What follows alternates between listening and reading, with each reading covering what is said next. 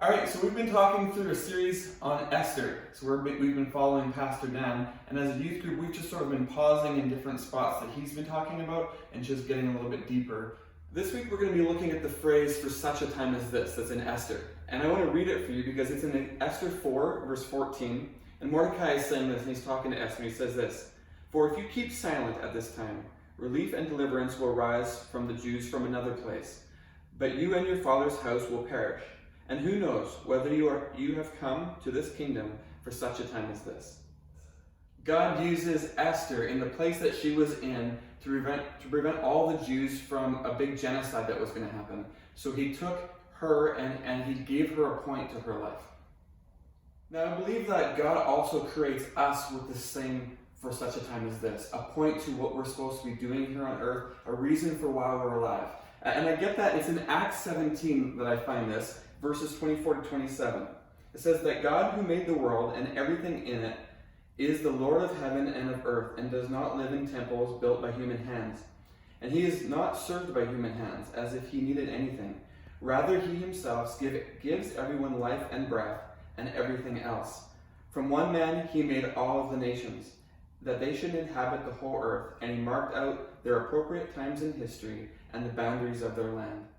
And this is a really cool promise, a really cool reason for us to be alive. So I just wanted to pause that because we get really mixed up when we start talking about our purpose or our time in this world. So I just wanted to talk really briefly about two ways that we get lost in all of this. First, we have this idea that our point on this world is to sort of have a moment, a 15 minutes of fame, some people call it. If you read a story, it would be sort of the climax of the story. So everything's been progressing, and then it comes to this sort of place in your life where you go, this is why God made me, this is my purpose in life. So it looks a little bit like this in Esther's story. So I want you to imagine this with me. Let's graph this out so you can see. So I want you guys to assume that Esther lived to around 80 years old. We don't know how old she actually lived, but we lived to around 80, so let's assume she lived to 80. So down here, I just charted how many years she would have spent doing different things in her life. And then on this side, I just put the activities that she would be probably doing in her life, the things that take up most of her time. So then in Esther's life, in bed, so sleeping, she would have spent, of her 80 years, she would have spent 30 of that sleeping. At work, she would have spent probably about 16 years of her life at work. Eating, she would have spent about 10 years of her life. On holidays, parties, that sort of thing, she'd be about two or three. Socializing, we'll put her at about 4 years of her life. Everything else, all other things, going to the bathroom, everything else that she might be doing, we'll give her about 9 years to get all that stuff done. All right, now I want you to think of the story. The story is about 2 years of Esther's life. So I've separated that out. If she lives to be 80, she lives for 3,120 weeks. Okay?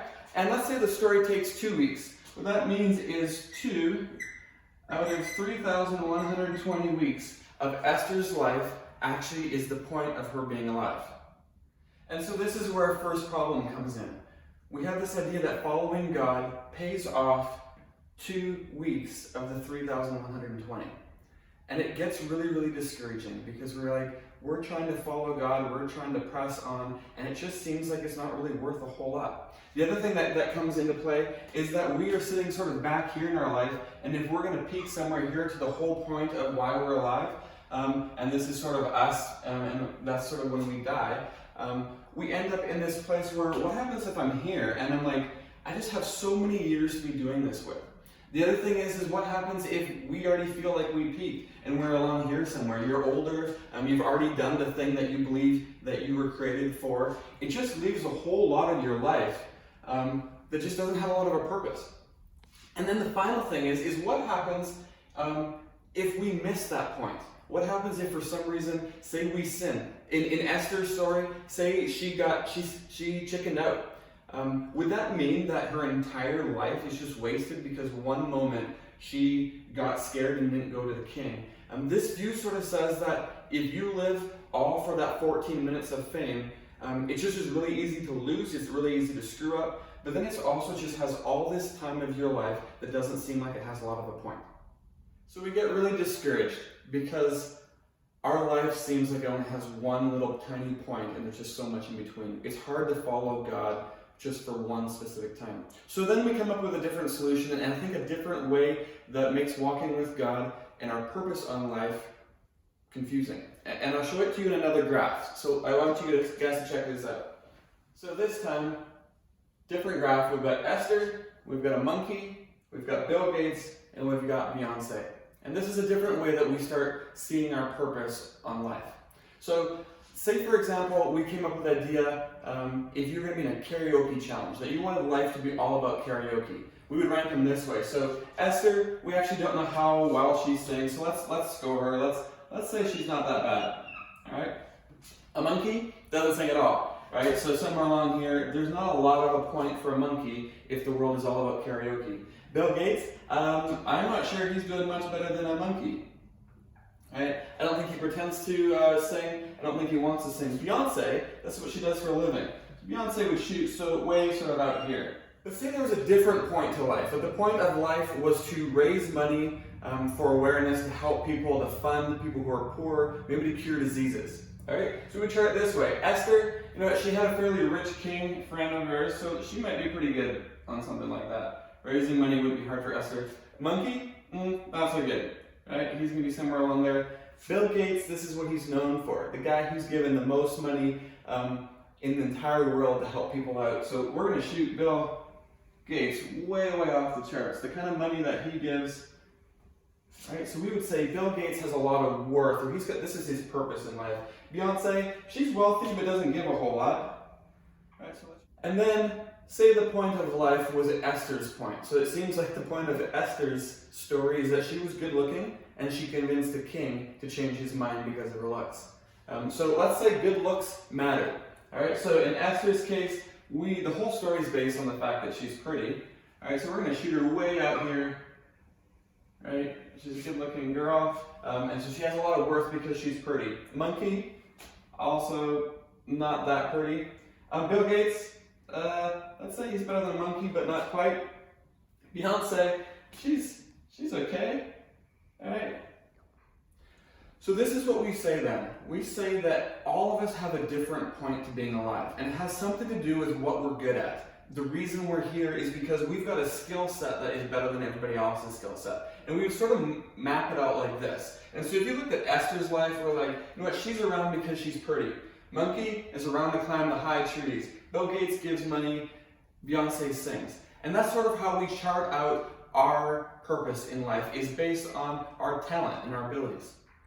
When we have this view of life, we walk to God and we think that our purpose or our reason for following God is that He's going to help us out with our purpose. So a lot of our prayer is spent asking God to help us succeed, to show us what it is that He made us good at, and to bless us. So if you think of an NHL player or football player, how often they will thank God for making them great. How a rock star will thank God for giving them this great voice. What they believe is that God gave them a purpose, and that's why they rock, is they found what that purpose is. But this way of viewing life also runs into problems. We often don't know what we're good at. We feel sort of average. So what happens to all the average people who don't seem to sort of rock here? What happens if you just sort of line up with everybody and you're not great at anything?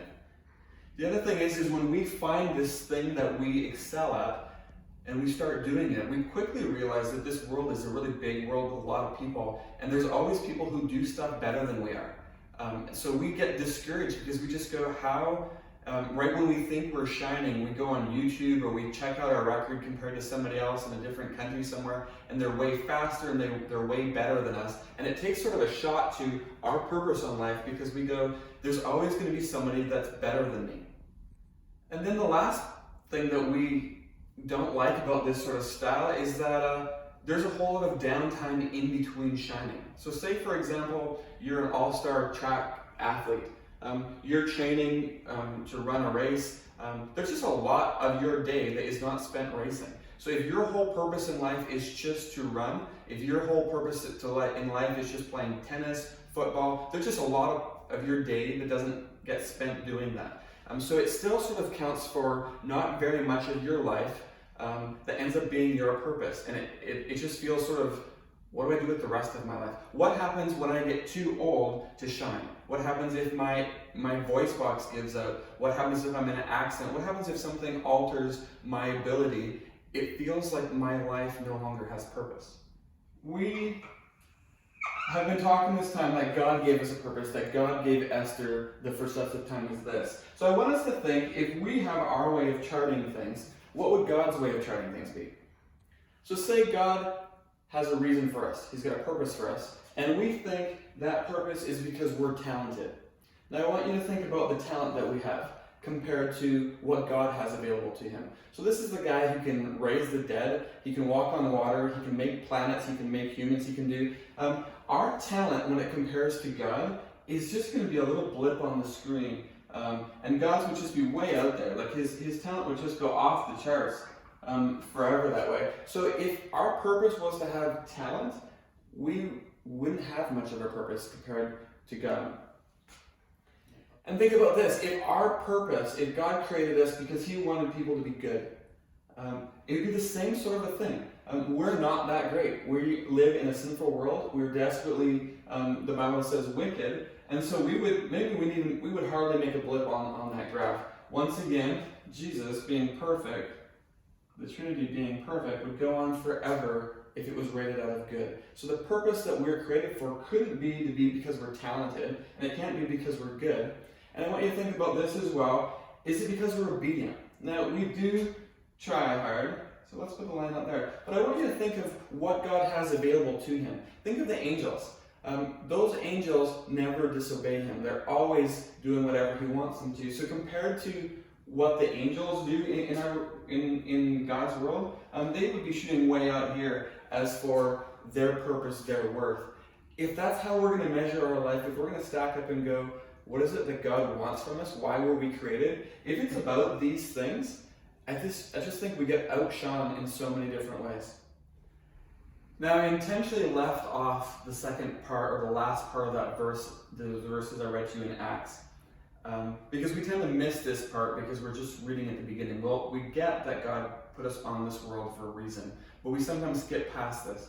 And this is why he said he put us on the world. He said God did this is in verse 27 of Acts 17, God did this so that they would seek him and perhaps reach out for him and find him, though he is not far from any one of us. For in him we live and move and have our being. God is saying that your purpose on this world, why he created you, this time in your life, for such a time as this, would be that he says perhaps. That's a cool word sitting there. It's not that you have to, but it's perhaps you would reach out to him, that you would seek him, that you would reach out to him, and that you would find him. So then your life is not just about this sort of climax as you go through your story, or it's not just about you being talented at something. It's about going, how much of your day is spent seeking God, reaching out to God, and finding God. And that our purpose would be ultimately in this. And here's the cool part. You can't age out of this. You don't get worse at this when you get older. You just get better. You don't lose your ability. There's not somebody comes along and goes, hey, I'm better at that than you are, and somehow conceal this from you. This is yours. It's not touched by this world. It's not even touched by death. When we die, our seeking of God, how we've reached out to him and how we found God is still with us. It's still our treasure that we get to hold. It's our purpose that keeps running from now when we're in junior high or in high school or young adults, but we'll shoot out through the rest of our life. This is something that won't get touched. Can I just challenge you to think about this? That your purpose is to seek God. Your purpose is to reach out to him and that you would find him, because he says, I have a promise for you. I'm close by. And I will guarantee that if this is the stuff that you're on about, God will be there to help you along the way. This is the stuff that he wants you to succeed at. This is the stuff that he will not be far away, and you won't get this sort of feeling that he's ignoring you. If you're on about that kind of stuff, you will find that God is also on about those same sort of things. So I hope that is your journey this week, and that you will experience God as you do that.